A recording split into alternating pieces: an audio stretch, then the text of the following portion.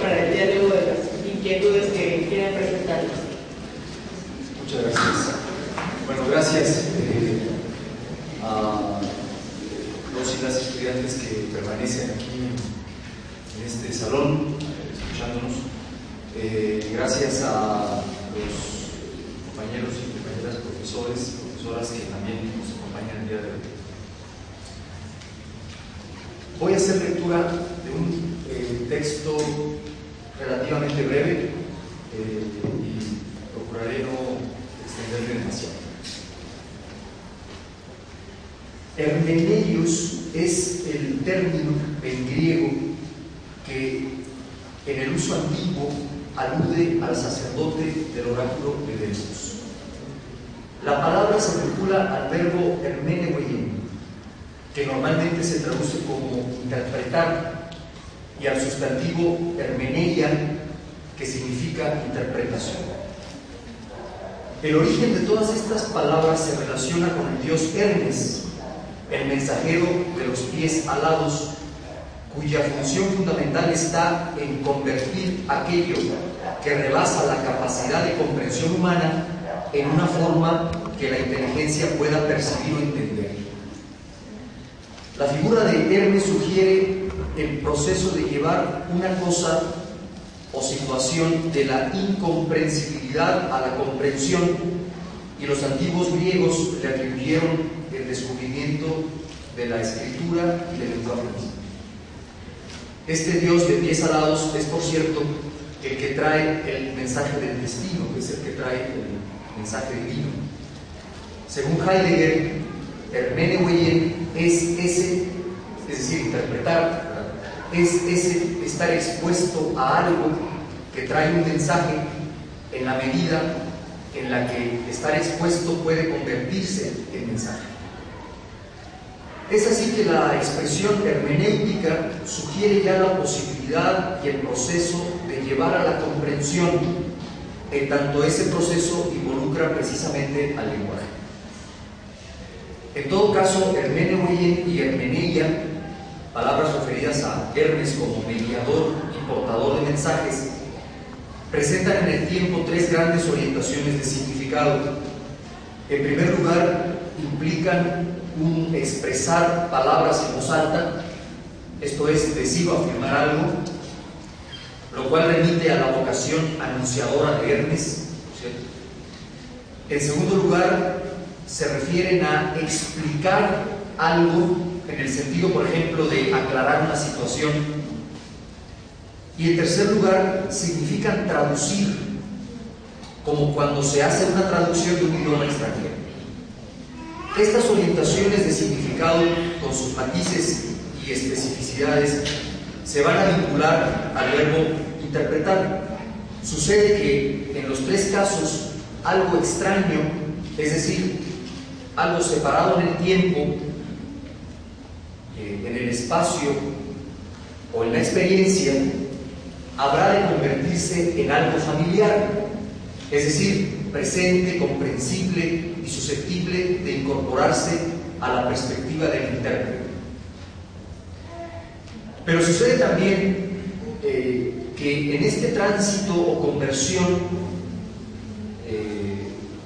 de lo incomprensible a lo comprensible, en este tránsito o conversión interpretativa o de traducción, ¿verdad?, algo necesariamente se pierde o se trastoca.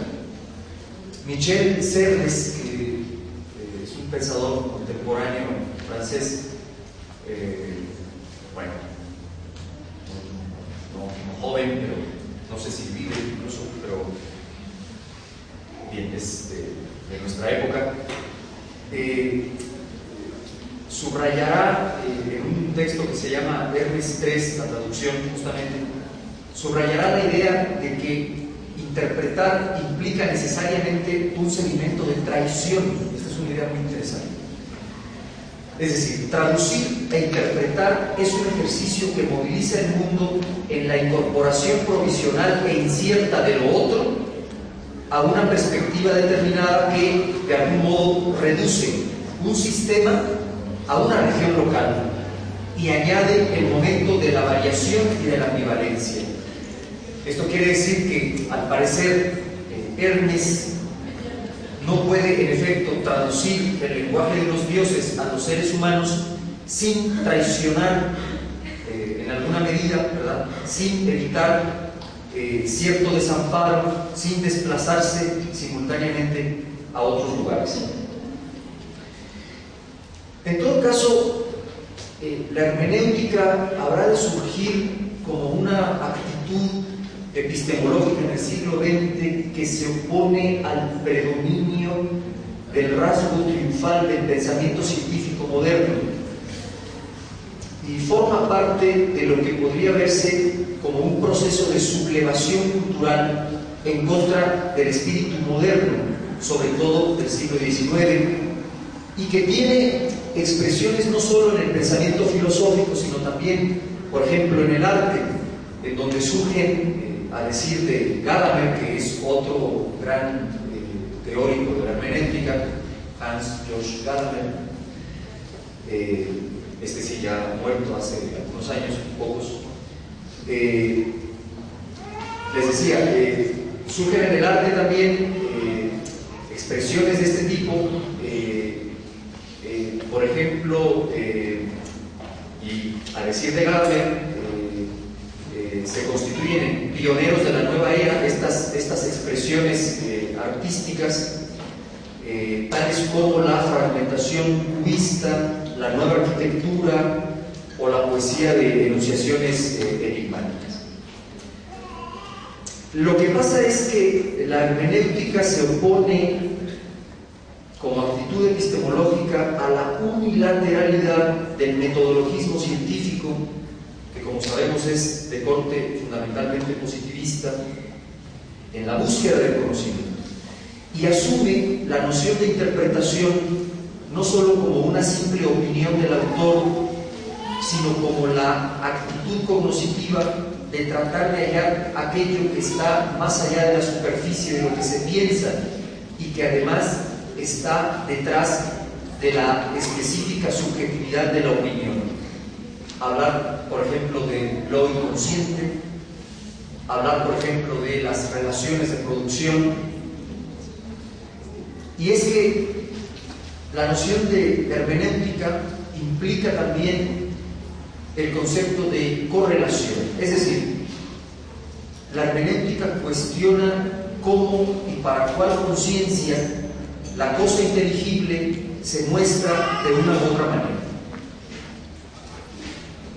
En otras palabras, la dimensión hermenéutica queda abierta cuando se asume en el ámbito epistemológico que no existe la percepción pura del mundo ni la enunciación pura de algún aspecto, y que solo aquello que es de algún modo anticipado puede ser comprendido.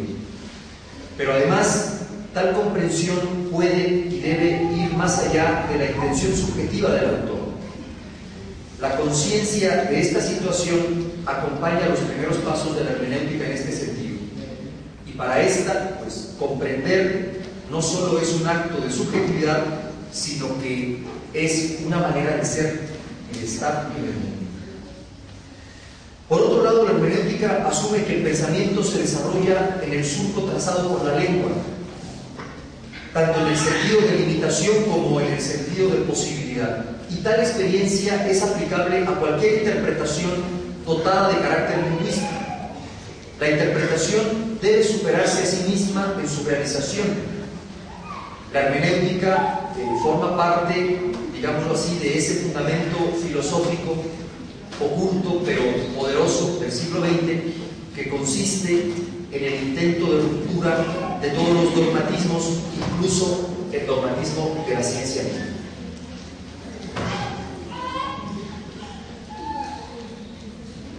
La actitud epistemológica, hermenéutica, plantea entonces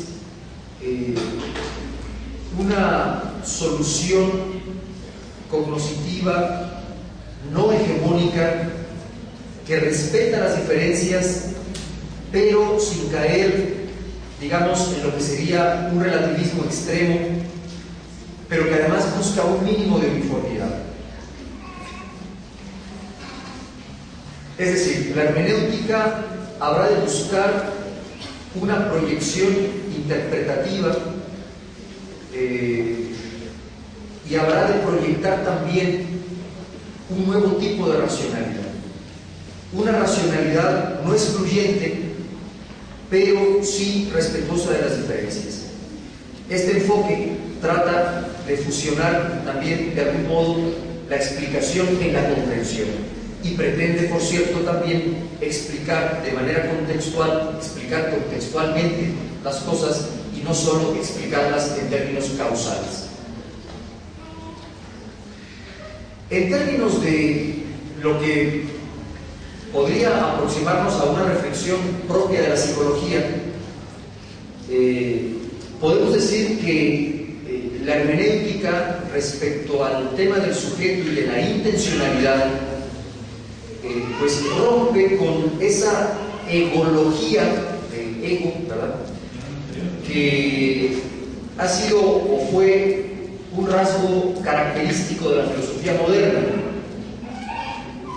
Es decir, impugna el planteamiento cognoscitivo que tiene como base a un sujeto cognoscente que siempre es racionalista, que siempre es lúcido, que siempre es autosuficiente y que está de algún modo autoposeído como sujeto.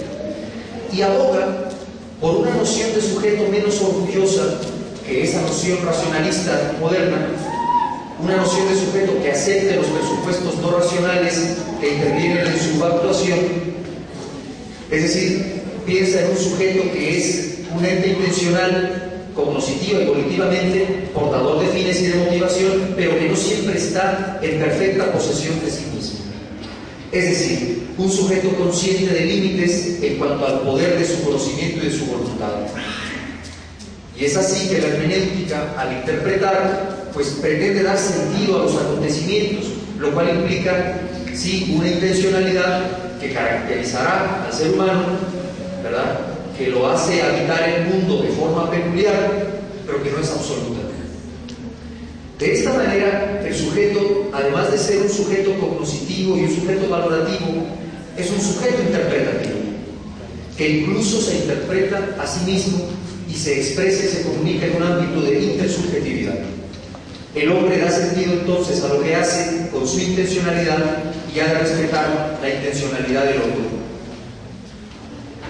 a contraluz siempre de la propia. A decir de otro pensador contemporáneo muy importante, Richard Rorty, la filosofía moderna considera que el éxito de la ciencia positivista se debe a que ella de algún modo encontró o creyó encontrar pues el lenguaje de la naturaleza.